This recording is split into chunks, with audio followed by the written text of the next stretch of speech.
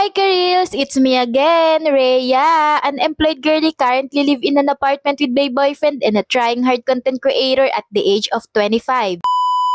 So hi Karils, good morning naman sa inyo. For today's vlog, tara samahan nyo kami kahit late vlog na nga to. Ito na nga yung pang third Sunday namin sa KLC or Korean Language Center. Pero bago ang kung ano-anong kwento, tingnan nyo to. Ayan, yung bundok na yan, gustong gusto ko yan kapag dumadaan kami dito. Dito nga lang yan sa lugar na tinitirahan namin at kapag napapadaan kami dito, palagi akong gandang-ganda dito lalo na kapag masikat ang araw. Tulad ng sabi ko kanina, pang third week na nga namin to sa Korean Language Center and naganap nga ang mga kaganapang ito noong September 21, 2025. And tulad din ng sabi ko, late vlog na nga to. At sa nakikita nyo, nakamotor na nga kami nito palabas dito sa amin. Hindi na nga namin napakita sa inyo yung pagpe-prepare namin kaninang umaga pero kita nyo naman, naligo kami ha, basa yung buhok namin dyan. Paano ba naman kasi ay medyo late na kami nito kaya naman hindi na kami nakapag-video kaninang umaga habang nagpe-prepare kami.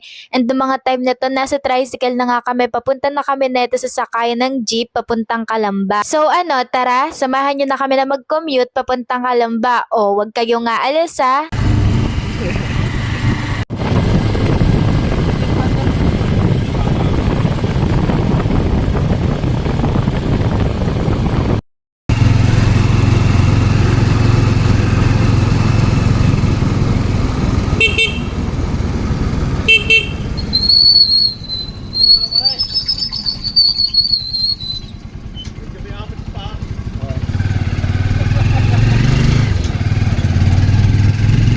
Anyway, habang nasa tricycle nga pala, naisip ko na ipagpatuloy yung hindi ko natapos na pagme-makeup kanina sa bahay. Dahil nga late na kami na nakaalis sa bahay, ayan, sa tricycle na lang tayo nag-makeup. Nung first Sunday namin, sa jeep ako nag-makeup, ngayon sa tricycle naman. Grabe, ang alog mga ante. Kung mahirap sa jeep mag-makeup, mas mahirap dito sa tricycle. Sobrang alog niya as in. Pero kahit na makalog, tingnan nyo naman tong ante nyo. Kinarir ang pagme-makeup. Sige, dot. Dito ko na nga sa tricycle tatapusin yung pagme-makeup ko kasi kung sa jeep ang daming tao, hindi naman sinahihiya ako pero ang hirap kasing mag-makeup doon kapag kapunuan yung jeep. Syempre di ako makakagalaw ng ayos. Buti nga nung nag-makeup ako nun sa jeep, nakagalaw ko ng ayos kasi hindi masyadong puno yung jeep. Eh dito sa tricycle, kaming dalawa lang ng boyfriend ko, medyo maluwag-luwag. Kaya ayan, dyan ko na tinapos yung pagme-makeup ko and pak, ayan na yung ayos natin. Okay na yan, gora na, larga na yan. Klaseng ka na ba? Boom!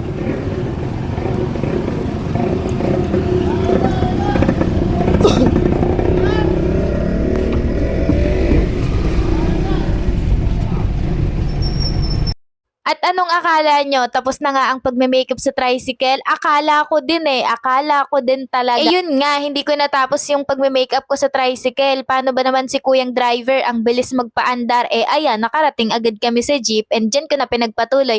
Maskara na lang naman yung inilagay ko and pak, ayan na yung final makeup natin. At tulad nga ng sabi ko, nasa jeep na kami nito, papunta na nga tong Calamba. Akala nga namin ay traffic, buti na lang hindi. At hindi naman kami na late nang dating dito sa Calamba. And andito na nga kami nitong mga time na to sa terminal. Pagbaba namin ng boyfriend ko, naisip nga namin na bumili na kami dito ng makakain namin para sa short break namin mamaya. Para nga hindi na kami lalabas. Naghanap nga kami dito ng medyo murang mabibili kasi nga wala din naman kaming malaking pang budget talaga para sa break. Usually talaga may dala kami ng mga biscuit para nga hindi na kami bumibili dito. Yung biscuit na yon, tinatap namin yon doon sa kantin na pinagtatrabawan namin. Yung ID kasi namin, pwede namin yung itap para bumili ng pagkain sa kantin. Eh diba late vlog nga to at sabi ko nga nung nagka-KLC pa kami, eh yun yung mga time na nagtatrabaho pa rin kami as production operator.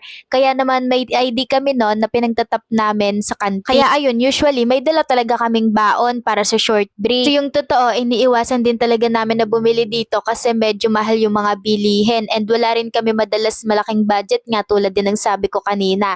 And dito nga, nakapili na yung boyfriend ko ng bibili namin and napagkasunduan namin na itong kasaba na lang 35 pesos. Yan na lang yung binili namin para sa short break namin mamaya. And dahil nga hindi pa rin nakapagsuklay itong si Karils nyo, ayan, dyan na rin tayo dumayo ng pagsusuklay para naman hindi na dun sa center, ba? Diba? And after namin bumili ng makakain namin para sa short break mamaya and after ko magsuklay, time na para maglakad papunta sa center. And nung last Sunday, nung pa second week namin, kung maulan, ngayon naman, pakiramdam ko magiging maaraw ang buong maghapon na to. And ayun nga, naglalakad na kami dyan, tatawid lang kami dyan, alam nyo na to kasi napakita ko naman na to sa inyo sa last vlog. Pagtawid namin dyan, ayun na yung entrance ng center.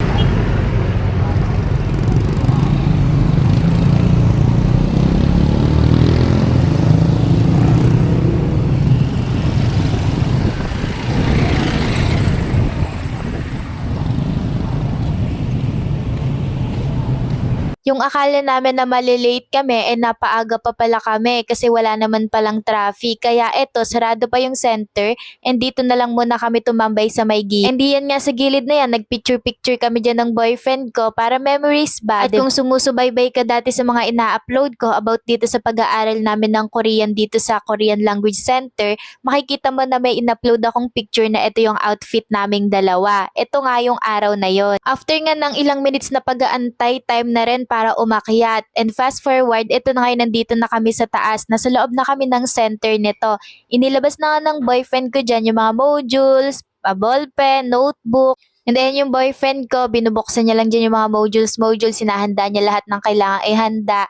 And ako dito, aura-aura lang ako dyan. Tingnan nyo yan, paura-aura yung babae na yan. Gandang-ganda yan sa sarili niya for today's vlog. Hanggang sa nagdatingan na nga din yung mga classmates namin dito. And ayan, sa pa third week natin dito sa center, may naging kahit papano, may nakaklose na ako, diba? Nakikipag-usap na yan siya, akala mo naman talaga friendly. Yung totoo kasi talaga ka-reels, alam nyo, hindi talaga ako friendly na tao. Hindi kasi ako marunong mag-start ng conversation. Kung ngingitian mo ko, ngingitian kita. Kung kakausapin mo ko, kakausapin kita. Kung tatanungin mo ko, sasagutin ko yung tanong mo. Pero kung ako yung mag-i-initiate or magpapahaba ng conversation, hindi ako yung ganong tipo ng tao. Pero hindi ko rin naman sinasabi na hindi ako nakikipagkaibigan. Nakikipagkaibigan ako, basta ayoko lang na ako yung mauuna kasi nahihiya ako. Palagi kong iniisip na what if, isnabin lang ako, gano'n. Pero pag ako inunahan mo, at naging close tayo, naging comfortable ako sa'yo, ay nako, baka ikaw ang maumay sa mga kwento ko. Anyway, ayan, yung boyfriend ko, hindi ko alam, nag-video pala dyan ng sarili niya habang nagsasagot siya ng mga activities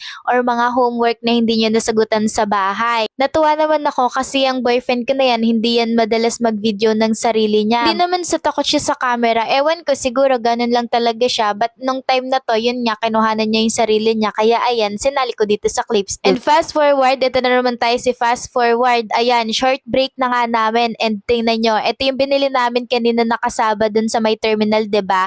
Ayan yung kakainin namin ngayong short break. Enjoyin lang namin tong pagkain namin ng kasava ha. Anyway, ka-reels, isa to sa mga paborito kong delicacies. Masarap naman kasi talaga ang cassava chips. Kayo, ano bang paborito nyong delicacies? Comment nyo naman dyan sa comment section, no?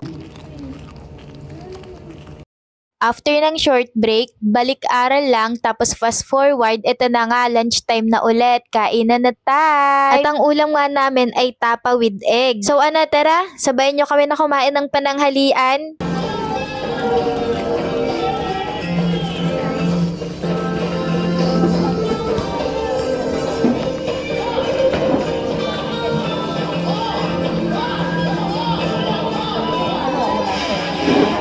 After ng lunch break, balik-aral, and fast forward, eto, uwian na nga. Kaya ayan, nililigpit na nga ng boyfriend ko yung mga modules at yung mga nilabas niya na gamit namin. Aayusin nga lang ng boyfriend ko yung mga gamit namin and tara, samahan nyo na ulit kami na maglakad papunta sa terminal ng jeep at samahan nyo na ulit kami na mag-commute pa uwi. At tama nga din ang hinala ko na magiging maaraw ang maghapon dahil paglabas nga namin ng KLC ay mainit nga talaga. Pero yung init na hindi naman sobrang masakit sa balat, yung sakto lang din pero mainit.